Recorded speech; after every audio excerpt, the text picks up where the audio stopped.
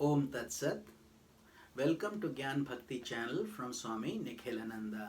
My humble prostrations to the all-pervading Brahman, to my worshipful Guruji, Swami Jyotirmayanandaji Maharaj, to Ram Parivar, all sages and saints, and to each of you divine soul watching today's Satsang. So we are currently studying the holy scripture, Mysticism of Ramayana. Commentary is by my Guruji, Swami Jyotirmayanandaji Maharaj, narrated by myself, Swami Nikhilananda. So in yesterday's satsang, we had covered the mystical meaning of Kamadeva trying to awaken Lord Shiva from his samadhi so that the devatas and according to their plan Shiva could marry Uma. Due to Shiva's compassion, Kama was then allowed to continue to exist in this world in a subtle form because Rati, the principle of delight, requested Shiva to spare her husband. The implication of this is that if passion were to be entirely destroyed, the world process would end without enlightenment. But we still need to be enlightened. We want to get out of this cycle of the world process. Therefore, we have to go through this penance, this sadhana, this practice. There would be a cessation of embodiments, not on the basis of wisdom, but on the basis of inertia. So that is never the answer. We cannot be lazy. We cannot just try to see if we will find God by inactivity. That is not possible. We have to be very active, yet internally we have to be detached. That is the essence of Jnana and Bhakti, and thus the name of my channel, Jnana Bhakti channel.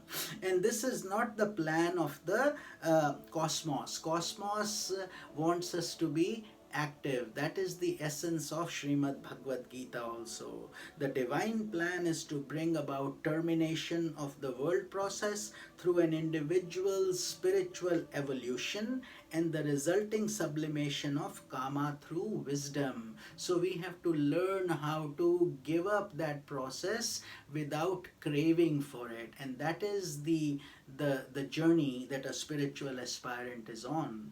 Tarakasur, the name of the demon that tormented the gods, implies that which obstructs one's going beyond the world process. So we want to reach to Brahman, but in between we have all these obstacles, impediments, asuras, demons. Therefore, Tarakasur is the principle of ignorance that is obstructing our way to reach God.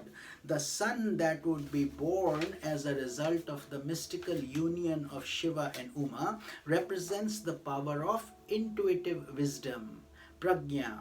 That Subramanya or Kartikeya, the mighty journal of the divine army, is the only force that could wipe out ignorance once and for all. So it is a project. It does take a lot of effort, whether it's the devas doing it or through their lessons, the spiritual aspirants doing tapasya, doing penance and sadhana. So now let us proceed to the marriage procession itself of Shiva and Uma Devi.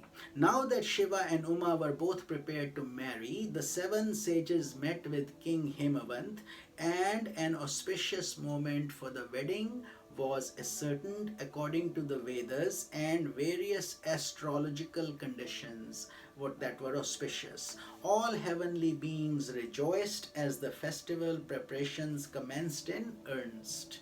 The attendants of Shiva wanted their lord to look his best, so they formed a crown upon his head out of matted locks, and then wove his body with snakes, and besmeared him from head to toe with ashes from cremation grounds. In the place of clothes, they covered him with a tiger skin, and as a final touch, they placed a garland of skulls around his neck. In his hands, he held a trident with 3 sharp prongs, as well as a percussion instrument known as the damaru, which made a strange clanking sound. Seeing Shiva riding on a bull adorned in this unique fashion, the goddess of the divine world smiled, saying that surely this bridegroom has no match in this world. We will get into the mystical meanings of each of these things later.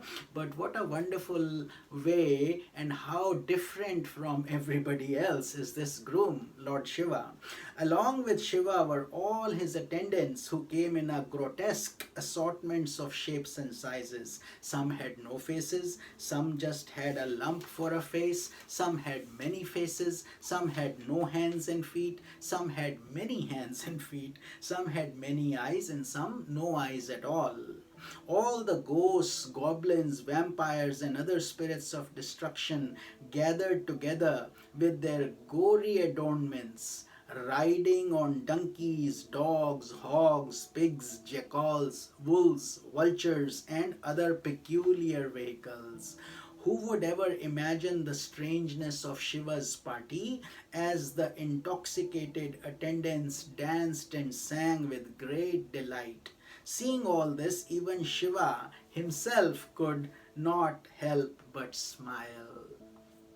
Brahma and Vishnu also gathered their attendants, who consisted of gods and other heavenly beings with their wonderful aerial cars and magnificent attire. Seeing the great contrast between Shiva's rugged party and their elegant ones, Lord Vishnu suggested to all assembled that they keep the three parties separate, allowing each party its distinctive form. Thus agreeing, the parties lined up with Shiva and his attendants in the lead, and Brahma and Vishnu and their attendants following behind, and proceeded to march towards the abode of King Himavant. In the meanwhile, in the Himalayas, the king and his wife Maina had invited a huge party of great souls to welcome the marriage party of the bridegroom.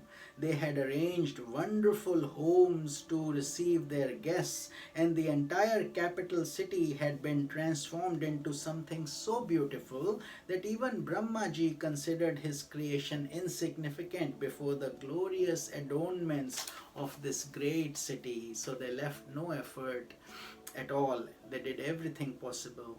When the people of the city heard that the marriage procession was approaching, there was great excitement, and all were eager to behold the three great divinities and their attendants.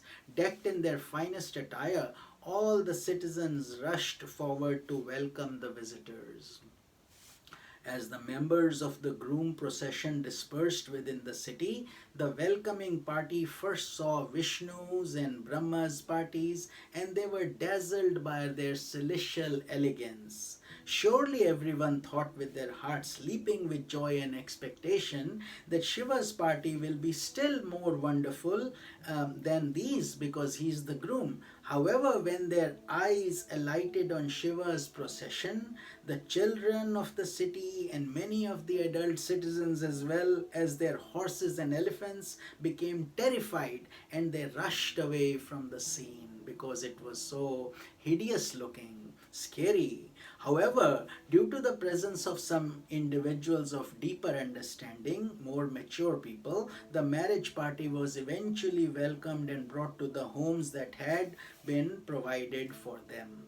Knowing how confused Uma's father and mother had become at seeing Shiva's parade of ghastly beings, Narada and 7 sages came to the palace to put their hearts at ease. Narada told the story of Uma's past life as Sati and explained that she was not an ordinary person, but rather the mother of the universe, Jagadamba Ma. As such, she is unborn, beginningless, the embodiment of Maya Shakti, the indestructible power of the divine self. In reality, she is the cause of the origination, sustenance, and destruction of the world, and abides with Shiva at all times. When they heard the words of Narada, the grief of Uma's parents was removed, and they were filled with delight. They no longer considered Shiva's party as something terrifying. Rather, they realized that behind his external bizarre appearance was Uma's eternal divine bridegroom.